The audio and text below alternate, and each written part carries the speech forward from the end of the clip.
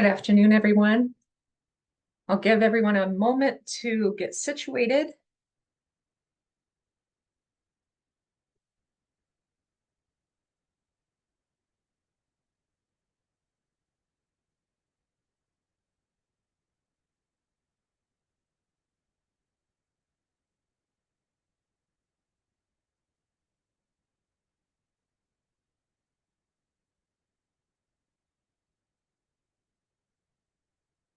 All right, looks like most of us are here. Good afternoon. Thank you so much for joining me today. My name is Janna Rudler. I am the Grants and Technical Services Manager for the Preservation League of New York State. And today we'll talk about technical assistance grants. It's that time of year again, ready to prepare your applications. So I'm here to answer your questions and talk about the guidelines and what to consider when you're putting together your technical assistance grants application for 2024.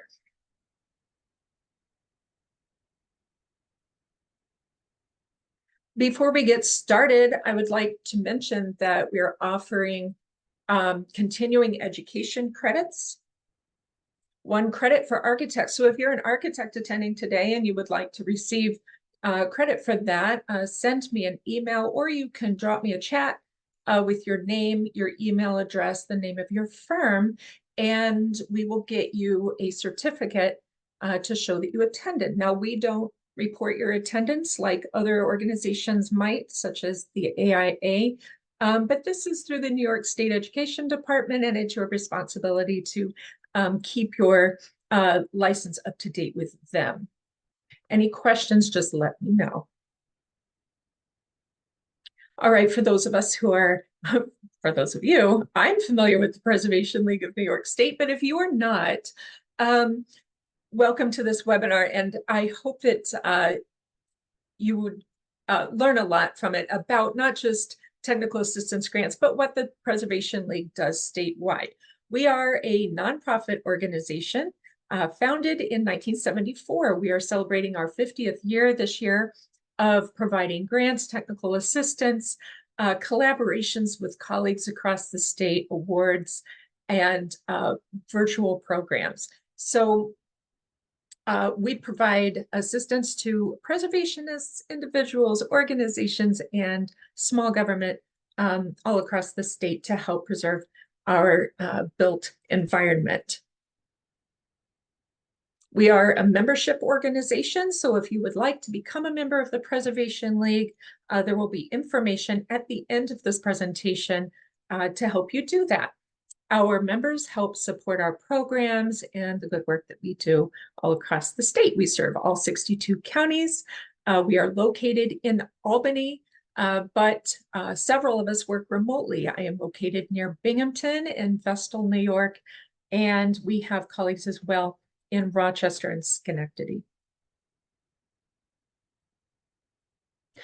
The Preservation League offers 2 grant programs for historic preservation planning every year.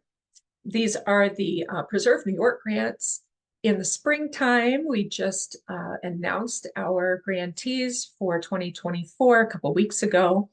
Preserve New York grants support historic preservation planning projects that typically precede major capital projects.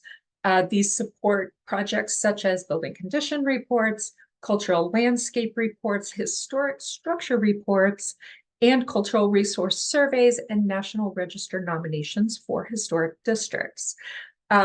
We fund typically up to about $20,000 for these kinds of projects. Applicants are responsible for 20% of the project cost as a match.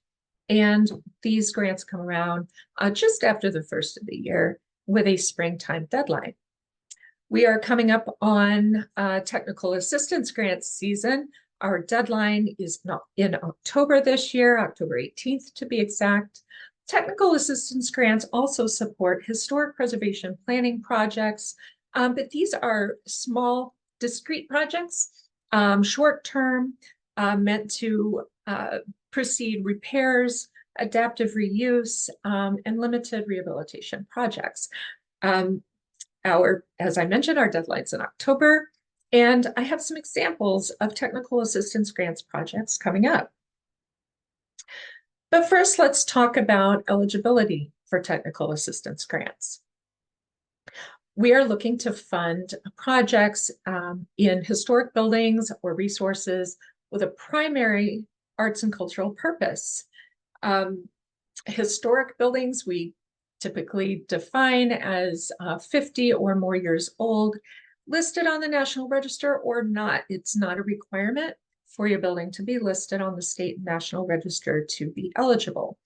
The building or resource must be owned by a 501c3 nonprofit organization or municipality. This is non-negotiable. The ownership must be one of these two. The applicant must either be the building owner or have a long-term lease, a stewardship agreement, or MOA with the owner of the building.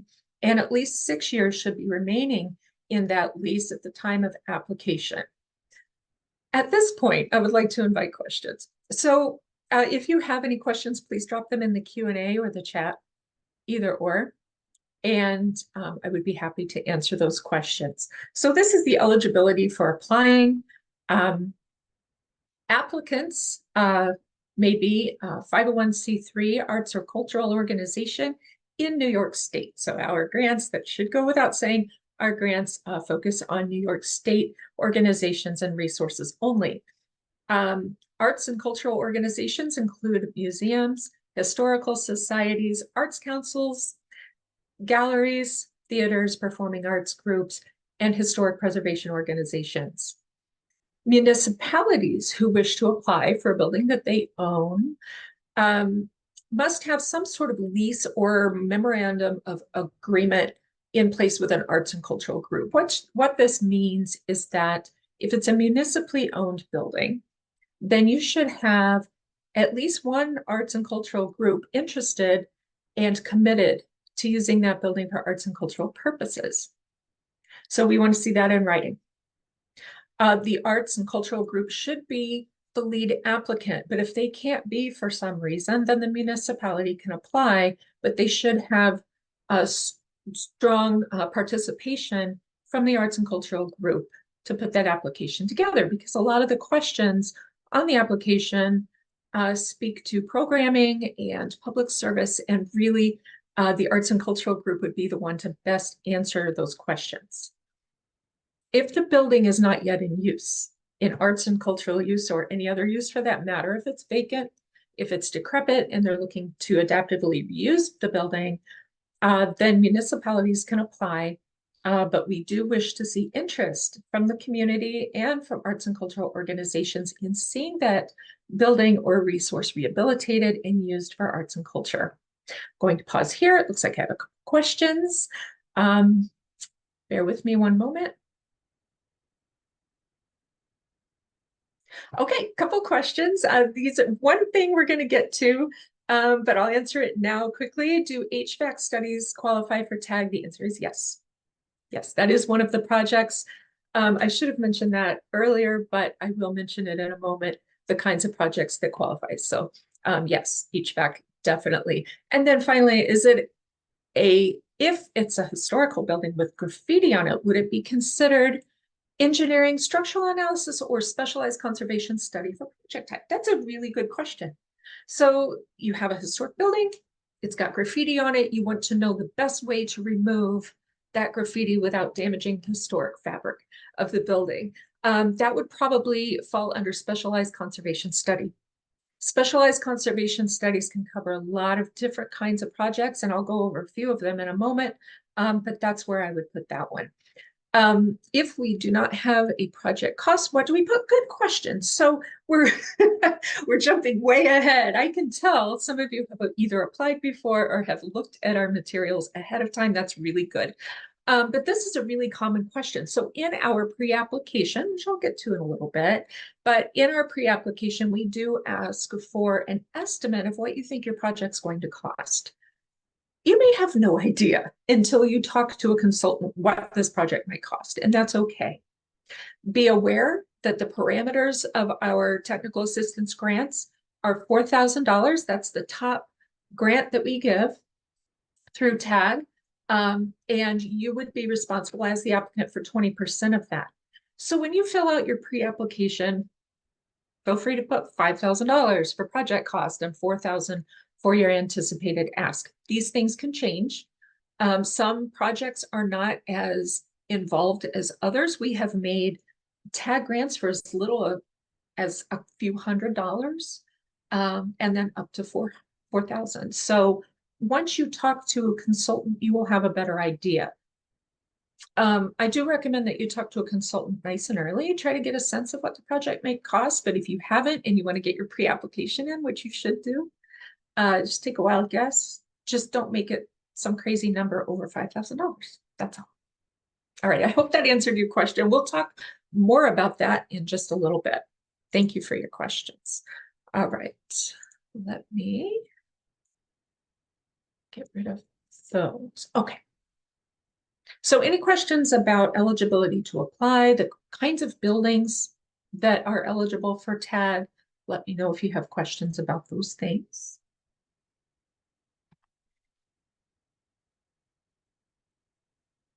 All right. Now, eligible projects. So technical assistance grants, as I mentioned, are intended to fund historic preservation planning projects that are small, one-off projects. We're talking about funding a consultant to come in for one day, a site visit, take some pictures, take measurements, take observations, take notes, and then provide you with a report on their findings and their recommendations for repairs or remediation. So some of the projects that I have up on the screen right now are examples of past TAG projects that we have funded, such as feasibility reuse studies, specialized conservation studies, accessibility studies. We also fund engineering structural analyses. So we will go over examples of each of these in just a moment. The MEP analysis, that is mechanical, electrical, plumbing analysis. This can include fire suppression analysis, HVAC, energy efficiency studies. If you're considering solar panels or geothermal, that would fall under MEP analysis. This would pay for a consultant to come in and let you know your options with regard to these choices that you might want to make for your building. Specialized conservation studies can cover a lot of things, but typically the word conservation, I don't want it to be confused with collections here. We do not fund collections at all or collections facilities. We're only funding the building or the historic resource like a structure, a monument, a fence, things like that. A specialized conservation study typically deals with a specific material that you don't know how to deal with. So historic stencils, for one thing. If you have historic stencils in your building and you're not sure what it's going to take to preserve them, then that would be a specialized conservation study. Mortar analysis. So we've seen a lot of those where you need masonry work. You need to know the right kind of mortar to use. Believe it or not, that's really important to preserve your masonry. We have paint analysis. So historic paint analysis falls under that as well. The grants, as I mentioned, are up to $4,000 for these small preservation planning projects. As the applicant, you're responsible for 20% of the project cost. So if your consultant comes in, says this will cost $5,000, you will be responsible for $1,000 cash match. And then the project, total should be $5,000 with our $4,000 grant. All right. Matches are required to be cash, not in kind, not staff time, nothing like that. So we're looking for a cash match there. Let me pause for questions. All right, one question. Can you provide assistance with finding a consultant? Absolutely. So I am happy anytime to send our consultant list to anyone who calls or emails to ask. However, when you do your pre-application, when I respond to that pre-application, I will send you our consultant list automatically. If you want it before you fill out your pre-application, that is fine. Just let me know, and I'd be happy to send it along. You're not required to choose a consultant from our list, but the consultants that we know of have successfully completed projects that were funded through TAG or Preserve New York. So they're consultants that we know are well qualified for certain projects and who are familiar with our grant programs. Another question, when you ask about project cost breakdown, is this for the entire project or just the study? That's a fantastic question. So for our purposes, when we refer to project costs, we're talking about just the study, that project, that technical assistance grant funded project. So you may be looking at a long-term project, repairs, adaptive reuse. We're not interested in that budget or the cost of that yet.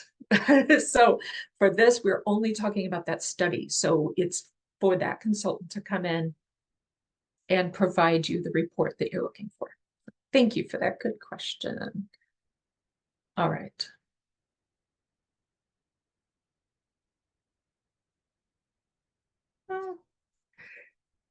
Okay, there we go. So every year, the Preservation League and other organizations too, such as our grant partners at the New York State Council on the Arts, we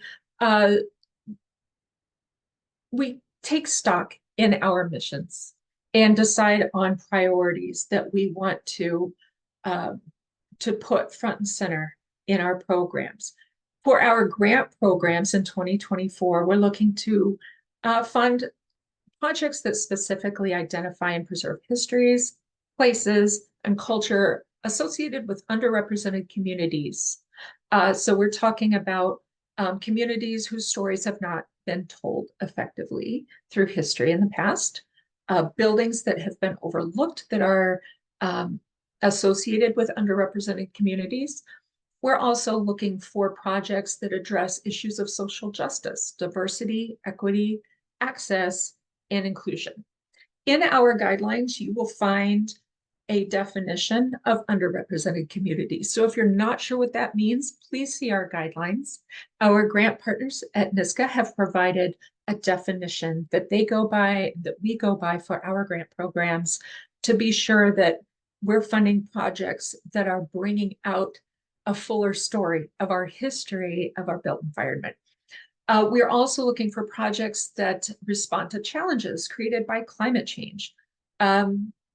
If rising sea levels are affecting your historic site, if increased severe weather is affecting your historic site, anything like that. If you're dealing with new project or new problems at your historic site that you've just never seen before that are brought on by climate change, or that you're looking to address. So, for instance, greater energy efficiency, if you're looking to tap into solar, geothermal, things like that. So we're looking for projects like that specifically. So if your project meets these funding priorities, we want to hear from you. If your project does not, we still want to hear from you. These are priorities. So they're not requirements, but if you do meet these priorities, then that will bump up your application a little bit in the competition. Our TAG grants are competitive, so any way that you can make your case for these funding priorities is good. And if you're not sure, I'm always happy to talk with you about your project. All right, I have a question about consultants. Can the consultant be someone you're already working with? Does this project have to be wholly new? Good question. So the consultant can be somebody that you've been working with. In fact, that's usually a good thing because they're familiar with your site, they're familiar with your goals. And if they are qualified to do the kind of study you're looking for, then by all means, continue working with them. That's a good thing. The second part of this question, whether or not the project has to be totally new, kind of. And that's kind of a stupid answer, isn't it? So we cannot fund projects that are already underway. So if you're in the middle of a condition study and you're like, "Ooh, hot dog, we can get this funded now," we can't do that. We have to We have to review your application and the proposed project that you want to do. But if you're doing a phased project and you have a phase coming up where you say, oh, this would be a good fit for TAG, this phase we have not yet embarked on, then that's a very good possibility that it would be a good TAG project. That's when you want to give me a call or send me an email and we can talk about the intricacies of your project. But yes, it should be a new project. We can't reimburse you on money already spent. Okay, I hope that answers your question. So some of the projects that I have up on the screen are projects that I was talking about with priorities. So we have Juneteenth organization over here on the right-hand side in Buffalo, New York. They were doing an accessibility study to try to get their building, their historic building, more accessible to the public. They do amazing programs throughout the year, focused on the celebration and commemoration of Juneteenth every year. The middle picture is from the Ukrainian American Association in Buffalo, and they're looking to preserve their historic building with the cultural history that they're preserving inside. And the picture on the left, don't let it scare you, that is a building on Long Island that is associated with Black history, that is facing rising water levels. It's sinking into the ground. This project we funded a few years ago, and they have the point of the study was to see if the old part of the building, so the part on the right-hand side, was structurally sound enough to be moved to another site, to be removed from the sinking ground on which it was sitting and preserved as part of a new museum. And sure enough, that engineering structural report gave them the guidance they needed to take that building, disassemble it, put it into storage, and plan to use it as part of a new museum. This was a municipal application for a building with historic and cultural significance, and we're really excited to see what comes of it in the future. But these are some of the projects that I was talking about that meet our priorities for 2024.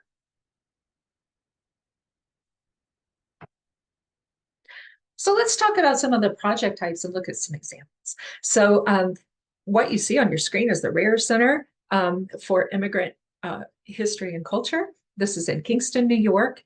And this museum is located in what was once a Jewish bakery.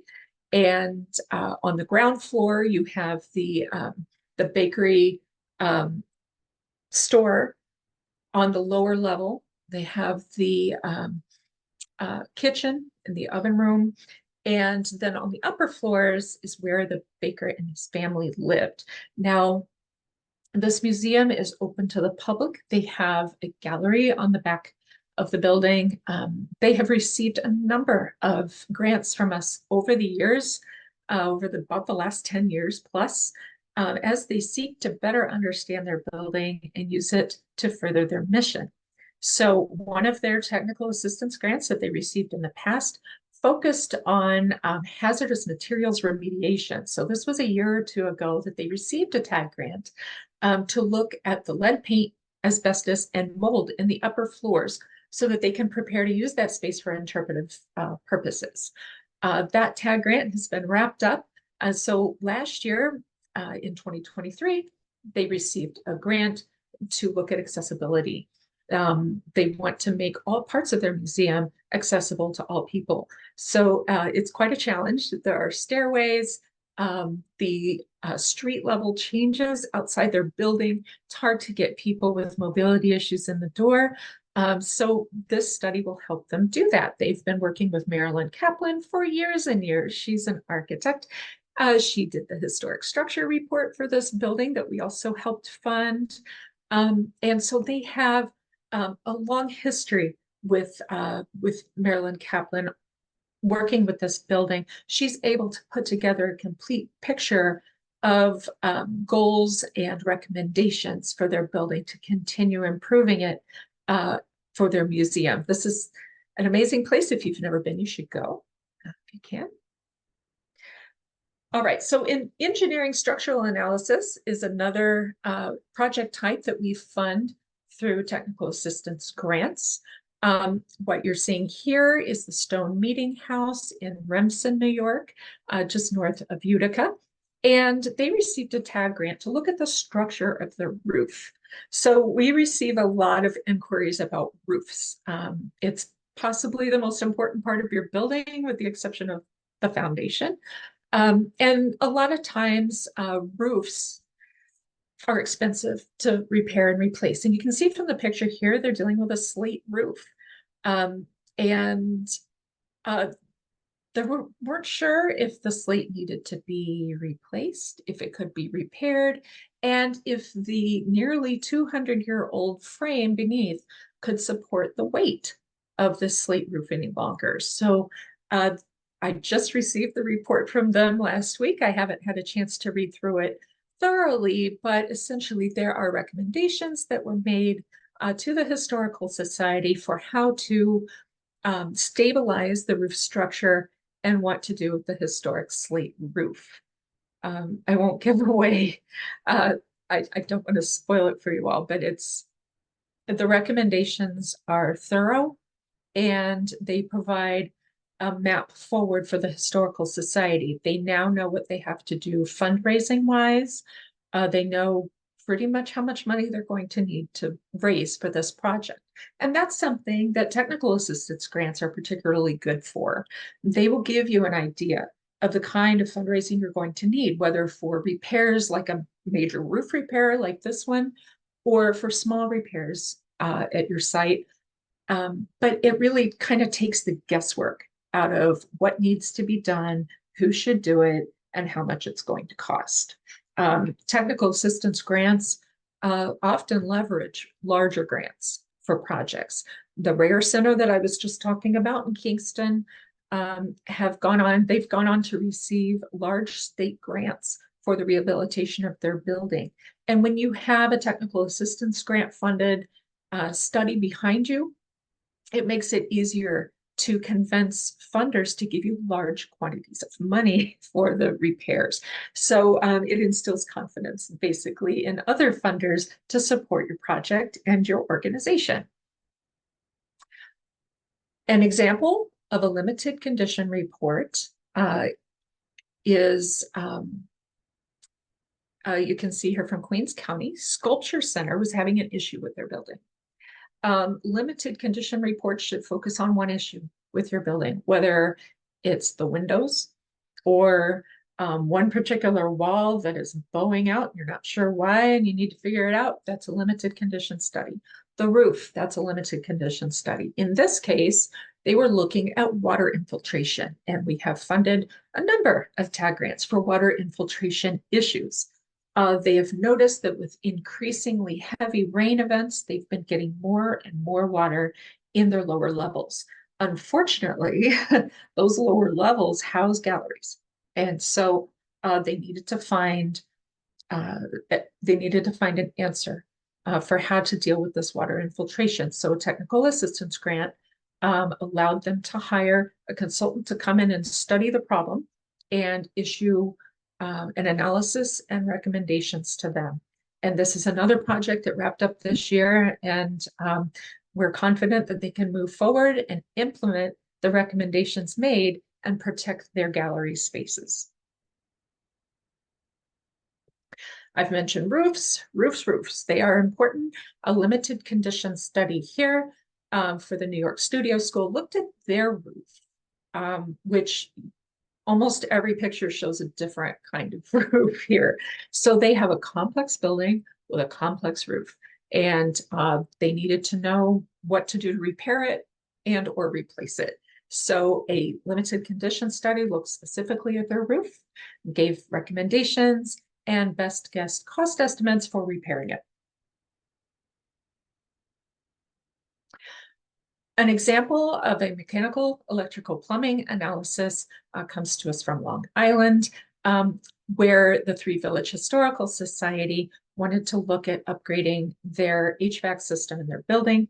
So they received a technical assistance grant last year to help them figure out how to do that. Historic buildings are historically difficult to retrofit with things like ductwork, new electrical systems and things like that. But when you get a report funded by TAG, then you get a special professional recommendation of how to make your historic building, how to bring it up to 21st century standards while protecting the historic integrity of the building. And of course, that is our ultimate goal, is to help you make your building usable in the 21st century while protecting its historic integrity. So, they were able to get their analysis done with a TAG grant. In Fulton County, the Caroga Arts Collective. Now, this is an interesting one. This is a feasibility reuse study, and they're a little bit tricky for TAG because we are looking for buildings that have an arts and cultural use. However, this is an old amusement park, but it was gifted to the Caroga Arts Collective, and they said, what are we going to do with an amusement park? It's big. It's got various kinds of structures. They had all sorts of great ideas and a lot of passion behind their project, but they needed some guidance. So a feasibility reuse study helped them imagine the possibilities at this old amusement park and begin to adaptively reuse all those spaces for arts and culture. And it's really exciting what has happened just since 2020 when they received their TAG grants. So if you have a chance to visit, you really should.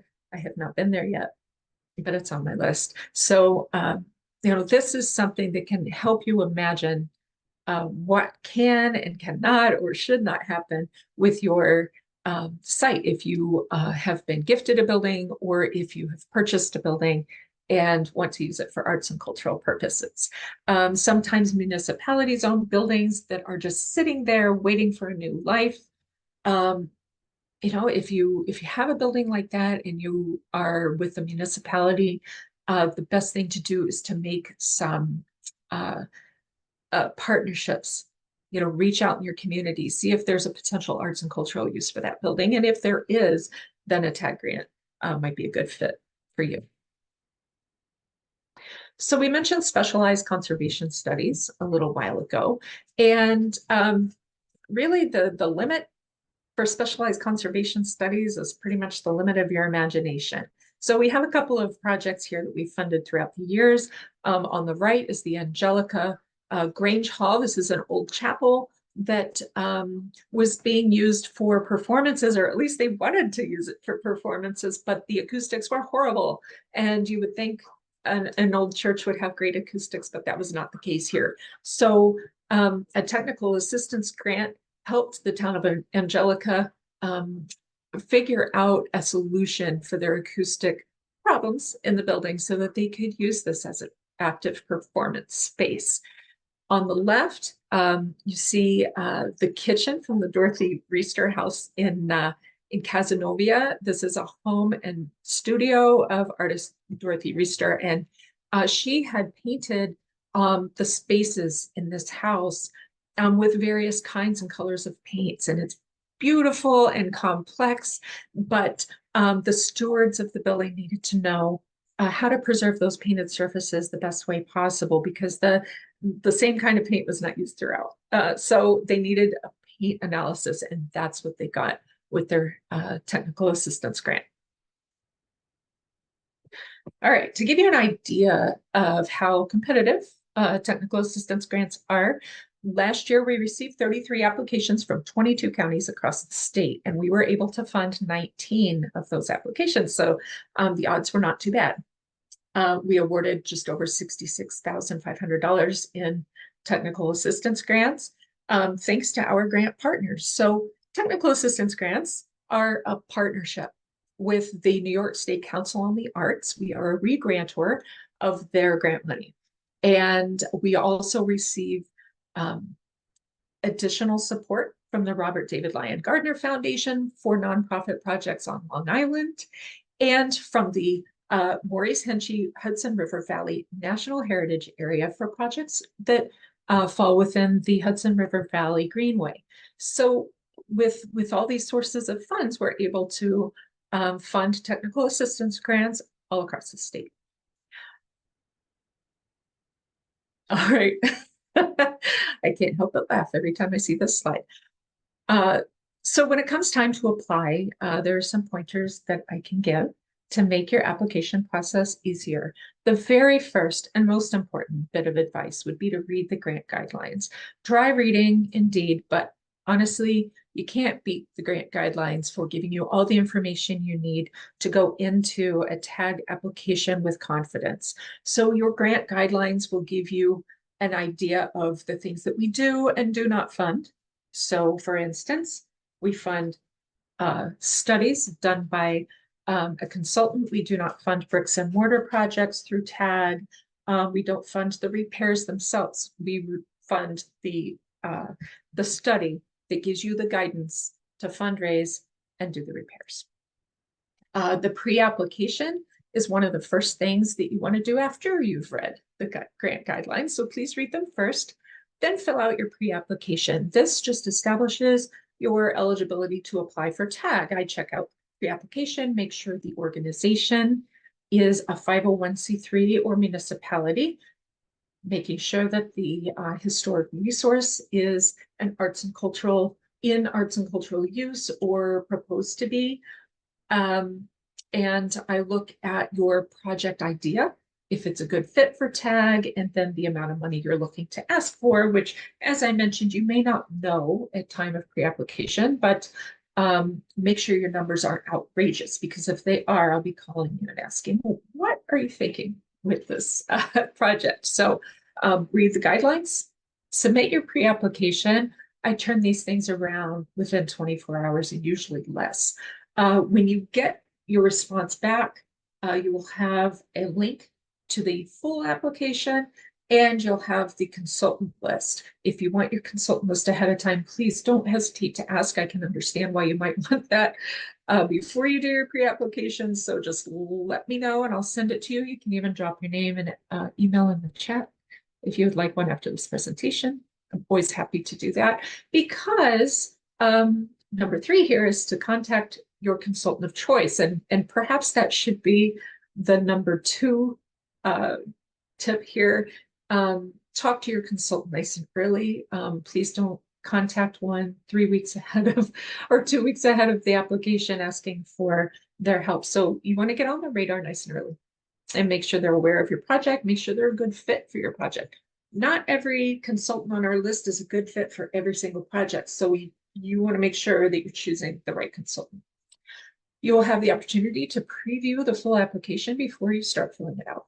So you can decide whether it's something you want to undertake right now or not. You can share it with your board, you can print it out, you can look at it. You can get a sense of what you need as far as application or attachments for that application. So things like your list of board members and their affiliations, photos of your building, things like that. So you can get a sense of what you need ahead of time before you even begin working on your application. And then finally, you want to make sure you get it in on time. That's 4:59 p.m. on Friday, October 18th. We cannot accept any application materials late. We also can't accept any applications late. There's nothing I can do. If you hit submit at 5 o'clock and it doesn't go through, there's not much I can do about it. It's a software that if it's overwhelmed, it might not go through in time. So plan ahead. Please get your application in on time. All right, so reading the grant guidelines, I mentioned that they will give you all the information you need to apply, such as eligibility information, ownership requirements. You can also read about the evaluation process, how your application is going to be evaluated. You will see the evaluation criteria. So we evaluate the applications by 3 main criteria, and that is historic preservation and project quality. So we're looking at the quality of the project. Is it timely? Is it important? Is it urgent? Doesn't have to be urgent, but if it is, that kind of bumps it up a little bit. Does it make sense for the building? Does it make sense for your organization? As far as project quality, we also look at your consultant that you've chosen. You do need to have a consultant chosen by the time you apply. So that's something to consider. We can't adequately evaluate the applications if we don't know who your consultant's going to be, because you're going to need some things from your consultant for your application. So keep that in mind. The project types are listed there, so you can see those. You can also visit our website to see examples of past projects. So you can see all of our past technical assistance grant recipients on our website, read about their projects, get some ideas there for how to make your application as strong as possible. You'll see our funding priorities there, the definition of underrepresented communities, which you want to really try to serve. There's a difference between being located in an underrepresented community and serving the people in your community actively. So we want to see how you're actively serving. So as you can see, a technical assistance grant application isn't just about the building and what it needs. It's about your organization and what you do. So we do use that as evaluation criteria. The second criteria is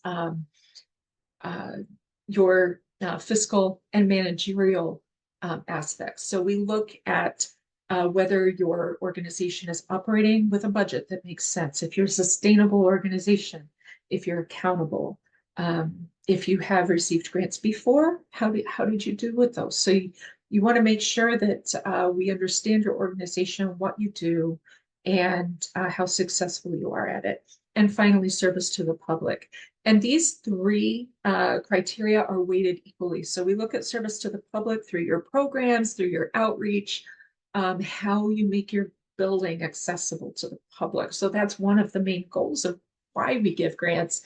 We want to preserve your building, but we also want it to be accessible to the public.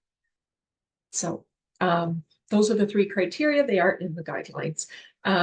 And finally, grantee responsibilities. So once you get the grant, your work is not done. You are going to need to follow up with us, get the right documents signed and returned so that you can get your grant check, so that you can pay your consultant.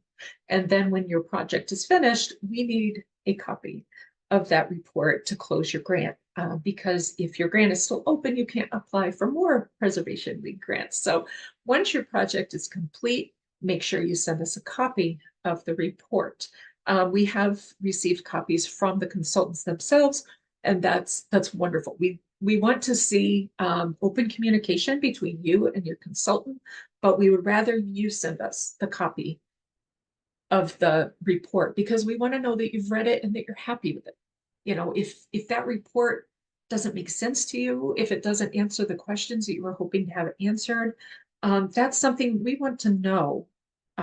As the funder of your project, we want to know that you're happy with the result. And if you're not, we want to know about that. Okay, so part of your responsibility as the grantee is to get us a copy of that project and let us know if it tells you what you needed to know and what your next steps might be.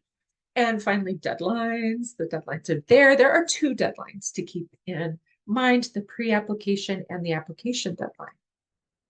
Go over that in a second. Okay, so here's the link to the pre-application. It's also on our website. So you can go to preservenys.org, click the red banner at the top that says Technical Assistance Grants, and fill out your pre-application. This establishes your eligibility to apply, introduces us to your historic resource. We may not be aware of your building or your historic site, and we want to know all about it. Well, we want to know some things about it. Not all, not necessarily a thesis on it, but a paragraph. A summary of your project. Tell us what you want to do and why. That's really it. And then you get the link to the full application and return, so that you can get started on it. All right, so talk with your consultants nice and early. Give them a call, talk to them about your project, and see if they're a good fit. If you run into a roadblock or you just don't know who to call, let me know. I can steer you in the right direction with our consultant list. Make sure that their experience is in line with the kind of project you want to do. And, for instance, with with the MEP analyses, sometimes you want to say, upgrade the electrical in your building, or have somebody look at that old electrical system and see if it's still good, see if it needs to be replaced, and if so, how and with what. You might want an electrician for that, but you also want somebody who's used to working on historic buildings. So you might call a historic preservation architect and say, look, this is what I want to do. Do you recommend someone? Because not every electrician is going to have the best interests of your historic building in mind. You can also hire a historic preservation architect with your TAG grant to oversee that project. Usually with TAG, that's not the case. These are small grant awards for small projects, but it really helps to have a preservation architect or engineer overseeing the recommendations that are being made to you about your historic building. All right.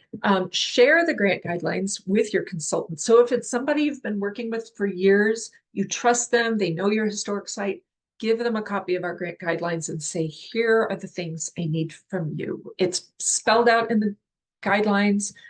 We're going to need their resume, no matter how well we know them. We're going to need their scope of work, what they plan to do and how they plan to do it, and what it's going to cost. You're going to need a breakdown of their fees. You might get a consultant who's really easygoing and they say, oh yeah, I can do that for $3,000, no problem. We want to see the breakdown of their fees to see what that $3,000 is paying for as far as their time and their efforts and their report. So make sure that you get these things from your consultant. A lump sum all by itself isn't going to cut it for the project budget that we're looking for. So make sure that your consultant knows these things, talk with them. Okay, so once you've filled out your pre-application, you will receive a link to the full application. And this is what you will see when you click on that link. It prompts you to sign into your account. If you don't have an account yet, you're not going to be able to sign into it. So you're going to want to click on the left there where it says create new account. When you do that, you have the chance to create your account in Smarter Select, which is the online application that we use for receiving tag applications. Create your account and be sure you keep track of your sign-in credentials. There are two ways to create an account in Smarter Select. You can either use your existing email address and create a password, or you can sign in with Google. See that? Okay, so if you have a Google account or a Gmail account and you want to use that, that's perfectly fine. But just remember that that's how you signed in, because if you try to sign in any other way, it's not going to let you in and you're not going to know what happened. So be sure you keep track of how you created your account and your login credentials. Once you log in, you'll be able to preview the application, which is great because if you decide that this is not the year for this, you can just scrap it at that point.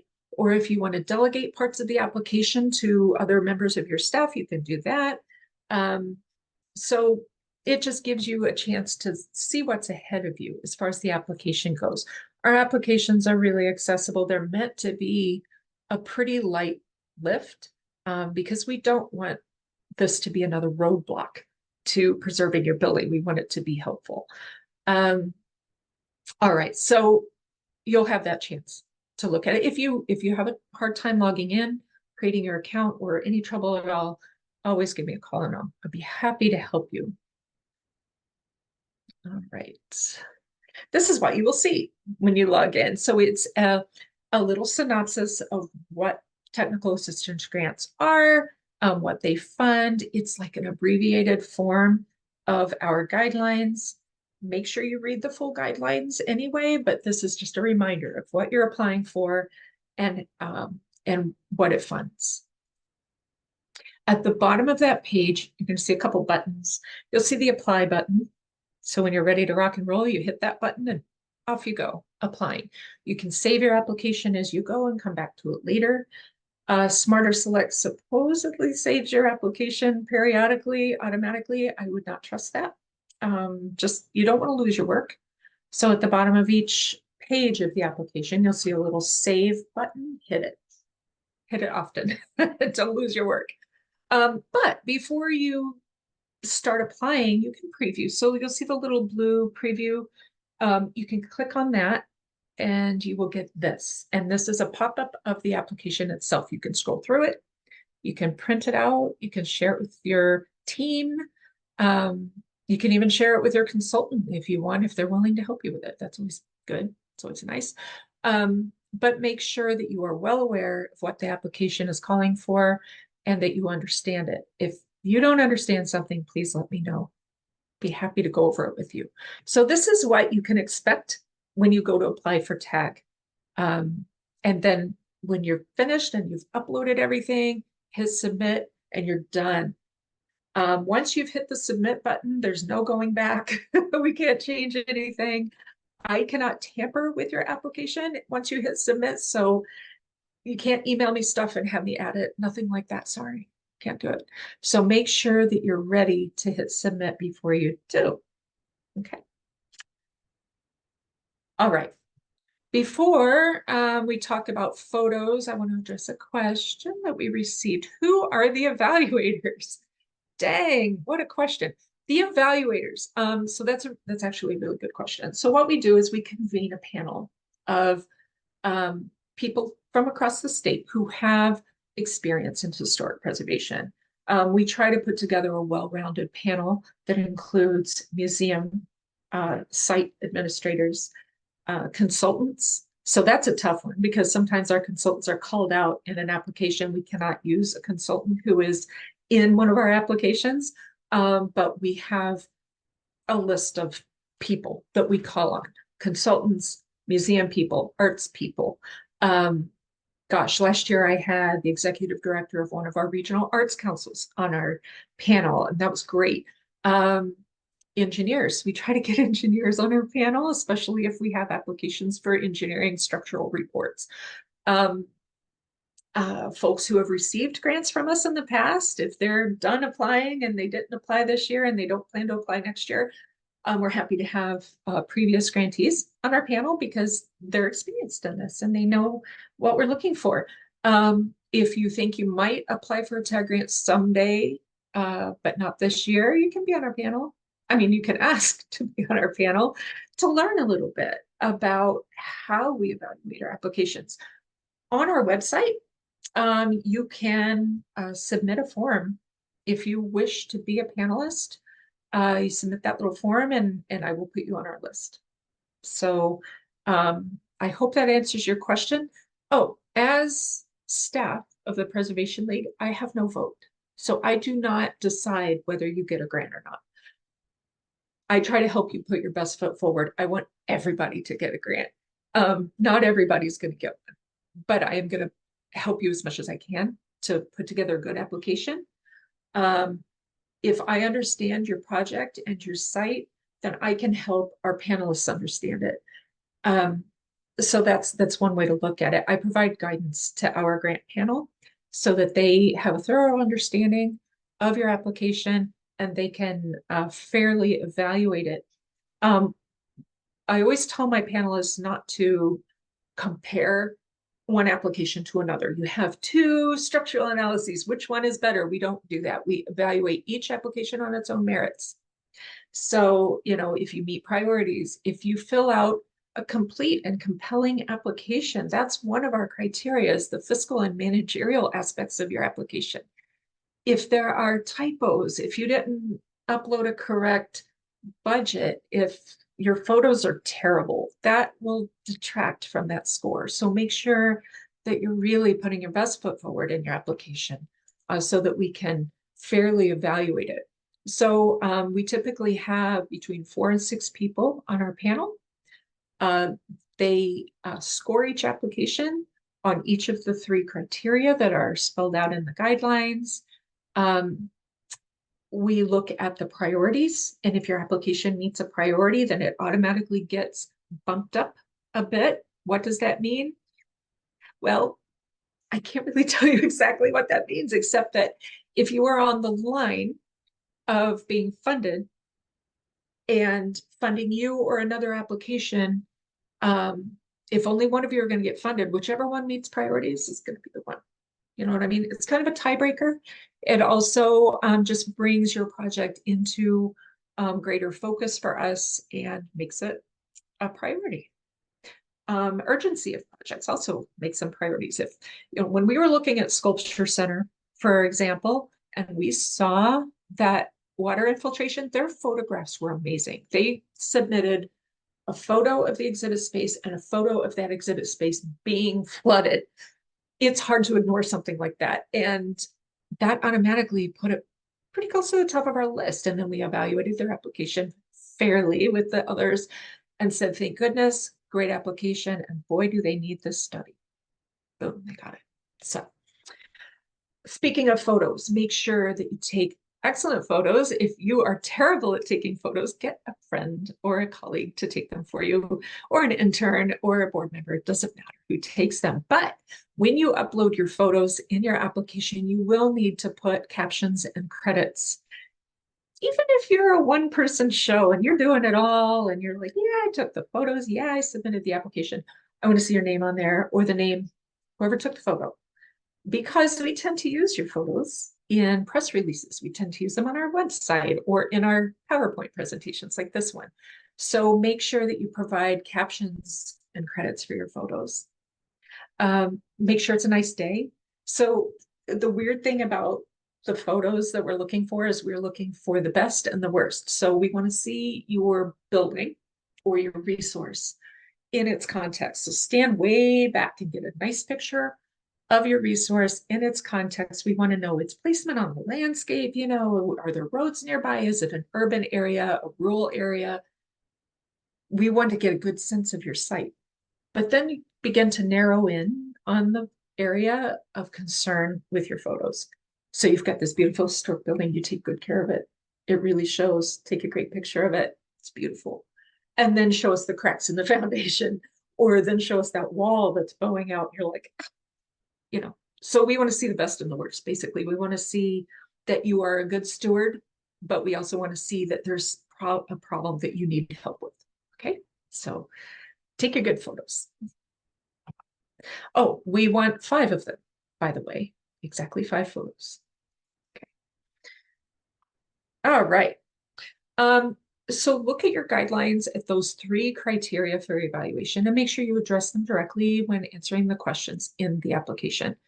When we ask about your programs, we're talking about arts and cultural programs primarily. If you do other programs too, that's great. We want to know exactly what you're using that building for. Is it to house collections? Is it to house exhibits? Is it an interpretive space where you provide tours? Is it a historic house museum? Is it, we want to know those kinds of programs. But if, the local bingo club uses your site every month, that's cool too. It's just not as important as the arts and cultural programs that you have going on. So tell us everything, but really focus on the arts. That's, as a NISCA regranter, that's what we're looking for, arts and culture use of your building. So we want to know all about that. Describe your programs, give us details. Don't just tell us that you use your space for concerts and lectures. Everybody uses their space for concerts and lectures. That's great. What kinds of concerts? Who performs? What lectures? What topics are they talking about? Give us bullet points, a bulleted list. In the past year, we had these programs and they drew this many people. We had this speaker, they drew this many people. So we want to know who's coming to your building, your museum, your site, and what kinds of programs they're attending. Talk about your building and its needs. Okay, you've got, we can't use our auditorium because there's water leaking from the ceiling or because the acoustics are terrible or whatever. Let us know what you need to do, why you need to do it, and what your future plans are. So we get this TAG grant, we get this study, and it's going to show us the way forward, and we plan to fundraise and fix this thing. That's it in a nutshell, but we want to know some details. So let us know what your plans are for the building. Yeah. Any questions? So I've talked a lot, and it is 1 o'clock exactly. I don't want to keep you too much longer. So please, if you have any questions, type them in the Q&A. I think that I've addressed all the ones I've gotten so far. Right. So we're going to ask for two budgets in your application, an organizational budget and a project budget. The organizational budget is just a statement of your expenses and income for the past year. We're looking for the current fiscal year. If your budget has not been approved yet and you just don't know, give us last year's. It's okay. So a year, either this year or last year, of your income and expenses, and then show us where your 20% cash match is coming from. You don't have to have that match in hand yet. If you say, well, we plan to ask our donors to help us with the match, that's fine. But we want to see that you have a track record of asking donors for things and getting it. So we want to know that you're going to have that match if you get the grant. If you have it in hand, that's even better. But we're looking for maximum of about $1,000 match. So you should, be thinking about where that's going to come from and show it to us in your budget. It's going to come from this line item, or it's going to come from our donors, or we want to know that you know where that match is coming from. If you're a municipal applicant, we don't want all 62 pages of your village budget. We just want the small part that deals with the department that's in charge of overseeing this grant application, whether it's your planning department or your parks department or the historian's office. Show us where they get their money from, how much, and what they spend it on, and where that 20% match is coming from. And, if you're a municipality and it's the historian's office that's applying and they get $500 a year for operating, which is not unusual, and say the match is coming from somewhere else in the municipal budget, just tell us where it's coming from. It's fine. All right, questions? Oh, hey, yeah. Another thing I should have mentioned at the very beginning, I tend to rush into these things without telling you everything you need to know. This will be available for viewing later and for sharing. So if you have to take off, if you have a meeting to get to, that's fine. Everybody who's here today and everybody who registered and who is not here today, you will get a link to this webinar. So thank you for asking that. I should have told you a long time ago. Second budget, project budget. This is just that study. Like we mentioned before, the project is just the study. So it's a $5,000 study. This is how it's broken down from our consultant. They're going to spend this much time visiting the site. They're going to take pictures and measurements and take their notes. And then they're going to go back to their office and they're going to spend 8 hours writing up a report at $120 an hour or whatever it is. We want to see that. That's your project budget. The expenses is the consultant fees and that breakdown that they give you. Okay, you don't have to figure that out yourself. You should be getting that from your consultant. The income, that includes this tag request. So we're asking you for $4,000 for this project. There's your $4,000, your match, that $1,000, or any other funding sources. So if you say, well, actually this project's going to be just a hair over $5,000, but we have a donor who's willing to pay $500 toward the project, that's great. All right, so if your project, I didn't mention this before, if your consultant comes back and says, look, it's going to cost $5,600 to do this project, don't freak out. You can still apply for tag, but you're going to have to come up with the balance. So, just tell us where that money's going to come from. Okay. Your project budget should not include any of the capital expenses for restoration or rehabilitation work to follow the report. So, yeah, just don't think about that yet. You don't have to think about those expenses yet.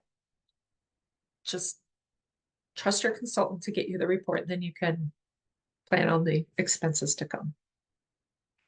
All right, so that brings us to questions. If you have questions, you can always contact me. Here's my phone number. grants@preservenys.org will get you to me and my boss, Caitlin Midas, our Director of Preservation. We will both see your email that way. If you just want to email me, feel free, jrudler@preservenys.org. And we can talk about your project. I answer your questions. I cannot preview applications, but I can certainly answer the questions that you have.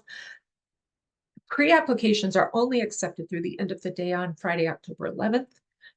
So get those in nice and early. The earlier, the better. Final deadline, Friday, October 18th at 4:59 p.m.